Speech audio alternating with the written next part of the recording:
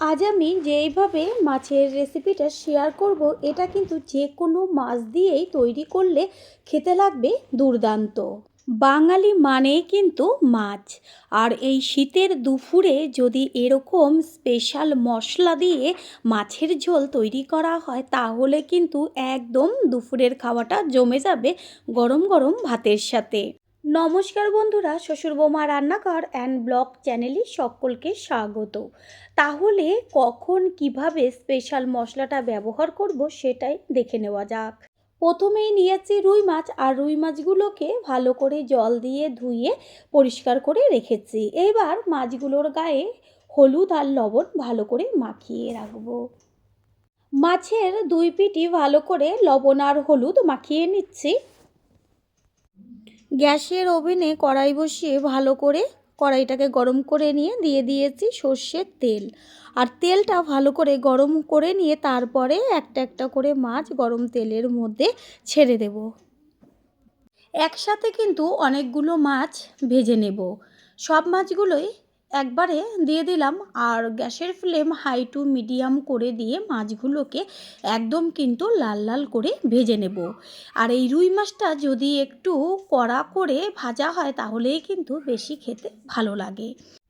মাছ ভাজার সময় কিন্তু চারদিকে তেল ছিটে যায়, সেই কারণে একটা ঢাকনা চাপা দিয়ে দিয়েছিলাম। আর ঢাকনাটা সরিয়ে নিচের পিঠটাকে এবার উল্টে দেব ওপরের পিঠটা হবার জন্য।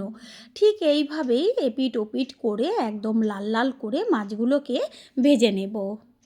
মাছের দুই পিঠই কিন্তু একদম লাল লাল হয়ে গেছে। এবার এগুলোকে তেল ছেঁকে কড়াই থেকে তুলে নেব।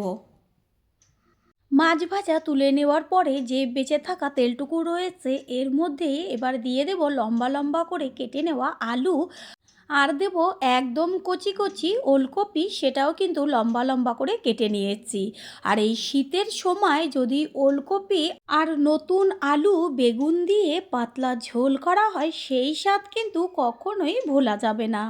ওলকপিও সিদ্ধ হতে একটু সময় লাগে, সেই কারণে আলু আর ওলকপিটা একসাথেই ভেজে নেব।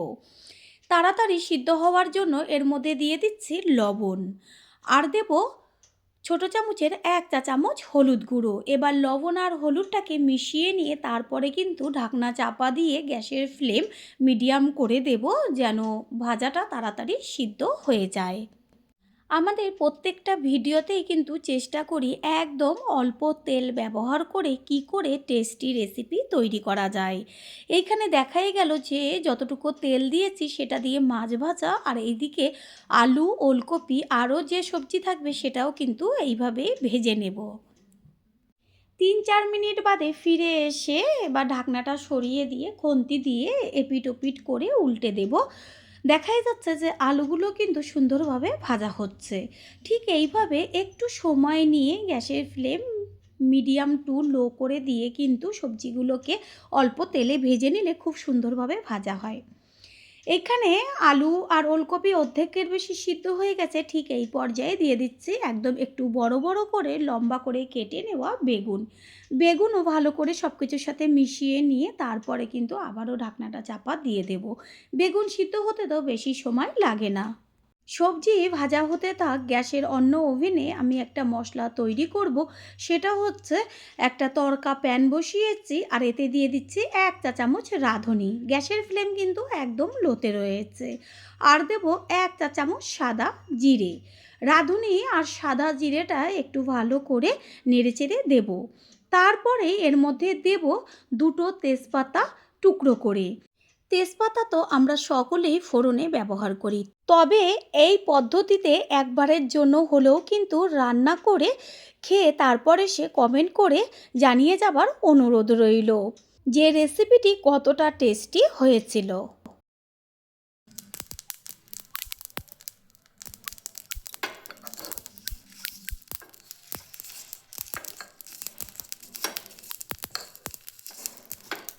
মশলাটা ঠিক এইভাবে চটপট হয়ে ফুটতে শুরু করবে, তখনই গ্যাস অফ করে দিয়ে তারপরে কিন্তু এটাকে নামিয়ে নেব।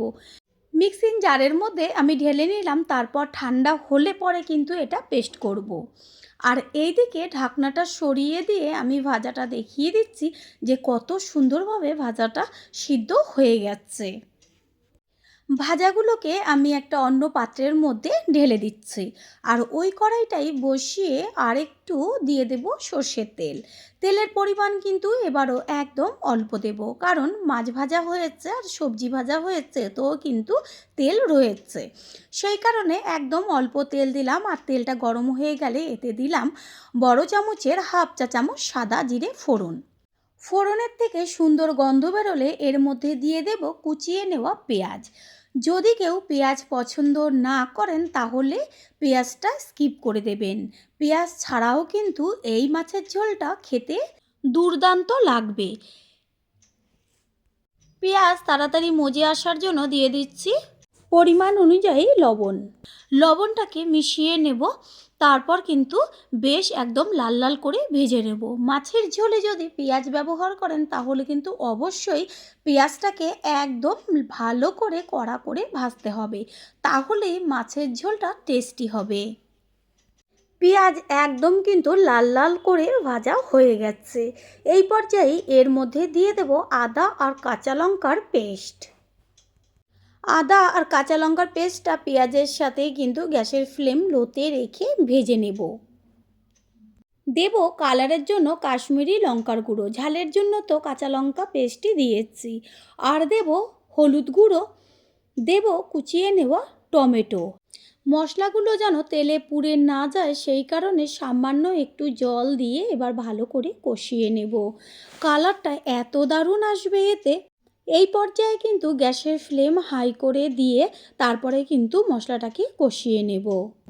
3 থেকে 4 মিনিট এইভাবে মশলাটা কষিয়ে নিলেই কিন্তু দেখবেন একদম টমেটোটা খুব সুন্দরভাবে মেল্ট হয়ে যাবে। আর খুন্তি দিয়ে কিন্তু ভালো করে সব কিছু একবার ভেঙে চুরে মিশিয়ে নেব। কালারটা দেখা যাচ্ছে কত সুন্দর এসছে। এবার এর মধ্যে দেব 1 চা চামচ ধনের গুঁড়ো। আর কিন্তু কোনো মশলা আমি এইখানে ব্যবহার করব না। কোন মশলার পরে কোন মশলা ব্যবহার করলে কালারটা দারুণ হয়, এই ছোট ছোট টিপসগুলোর জন্যই কিন্তু রেস্টুরেন্টের রান্নাগুলোর স্বাদ সম্পূর্ণ আর কালার ভিন্ন হয়।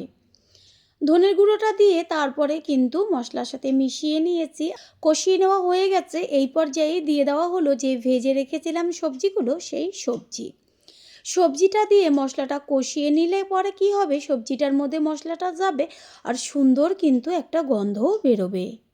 পুরনো বন্ধুদের সবসময় আমাদের পাশে এইভাবে ভালোবেসে থাকার জন্য অনেক অনেক ভালোবাসা। সবজির মধ্যে যে তেলটা ছিল সেটাও কিন্তু মশলার সাথে মিশে গিয়ে সুন্দরভাবে তেল ছাড়তে শুরু করেছে। এবার এর মধ্যে দিয়ে দেব গ্যাসের ফ্লেম হাই করে উষ্ণ গরম জল। আর জলের পরিমাণটা কিন্তু অবশ্যই বেশি দিতে হবে, কারণ এই ঝোলটা দিয়েই কিন্তু এক থালা ভাত হামেশাই খেয়ে নেওয়া যাবে। জলের সাথে মশলাটাকে ভালো করে কিন্তু মিশিয়ে দেব। আর যখন টকবক করে ফুটতে শুরু করবে তখন এর মধ্যে দিয়ে দেব যে ভেজে রেখেছিলাম মাছগুলো, সেই মাছ। যেহেতু সবজিগুলো কিন্তু একদম 50%-এর ওপরে সিদ্ধ রয়েছে, আর মাছ দেওয়ার পরে যতটুকু মাছ আর সবজি কিন্তু একসাথে খুব ভালো মতন ঝোলের সাথে হয়ে যাবে। যারা প্রথমবার আমাদের চ্যানেল ভিজিট করছেন তাদের আন্তরিক শুভেচ্ছা ও ভালোবাসা। আমাদের রেসিপিগুলো যদি ভালো লেগে থাকে সাবস্ক্রাইব করে দেওয়ার অনুরোধ রইল ও পাশে থাকা বেল আইকনে ক্লিক করলে পরবর্তী ভিডিওগুলো সবার আগে আপনাদের কাছে পৌঁছে যাবে। মাছ দেওয়া হয়ে গেল, তারপরে যে রাঁধুনি সাদা জিরে আর তেজপাতা একসাথে পেস্ট করে নিয়েছিলাম শুকনো খোলায় ভেজে, সেটা এর মধ্যে সম্পূর্ণটা দিয়ে দেব। কালারটা কত সুন্দর এসছে, দেখা মাত্রই কিন্তু জিভে জল চলে আসবে। ভালো করে এই যে পেস্টটাকে ঝোলের সাথে মিশিয়ে নেব। যেমন সুন্দর গন্ধ বেরোবে তেমন কিন্তু কালার। সব কিছু ঝোলের সাথে ভালোভাবে হবার জন্য ঢাকনা চাপা দিয়ে গ্যাসের ফ্লেম লো করে রাখবো। কিছুক্ষণ বাদে ফিরে এসে ঢাকনাটা সরিয়ে দিয়ে গ্যাসের ফ্লেম হাই করে তারপর কিন্তু সম্পূর্ণটা একবার খুন্তি দিয়ে নেড়েচেড়ে মিশিয়ে নেব। ঝোলটা কিন্তু অবশ্যই পাতলা রাখবেন। আর দিয়ে দেব কুচিয়ে নেওয়া ধনে পাতাটাও এর সাথে মিশিয়ে দেব। আলু আর ওলকপি কিন্তু দুটোই খুব সুন্দরভাবে সিদ্ধ হয়ে গেছে। মাছের ঝোল কিন্তু একদম কমপ্লিট। আমি খুন্তি দিয়ে চেক করে দেখিয়ে দিচ্ছি। দেখাই যাচ্ছে যে ওলকপিটা কত সুন্দরভাবে গলে গেছে। হাতা দিয়ে আমি ঝোলটা তুলে দেখিয়ে দিচ্ছি যে কত পাতলা ঝোলটা হয়েছে। আর এরকম পাতলা ঝোল দিয়ে গরম গরম ভাতের সাথে কিন্তু একদম জাস্ট জমে যাবে। এবার গ্যাসটা অফ করে দিয়ে তারপর ঢাকনা চাপা দিয়ে দেব। কিছুক্ষণ বাদে ফিরে এসে কড়াইয়ের ঢাকনাটা তুলে দেখিয়ে দিচ্ছি সম্পূর্ণ মাছের ঝোলের লুকটা।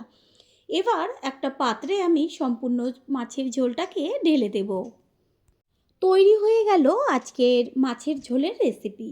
আশা করি রেসিপিটি ভালো লাগলো। আর যদি ভালো লেগে থাকে একটা লাইক ও লাইকের পাশে থাকা হাইপ চিহ্নটা ক্লিক করে দেবেন। আপনাদের দেওয়া একটা লাইক, একটা হাইপ ও একটা শেয়ার কিন্তু আমাদের কাছে অনেক অনেক গুরুত্বপূর্ণ। তাই প্লিজ কেউ লাইক, হাইপ ও শেয়ার করতে একদমই ভুলবেন না। All friend, thanks for watching my video.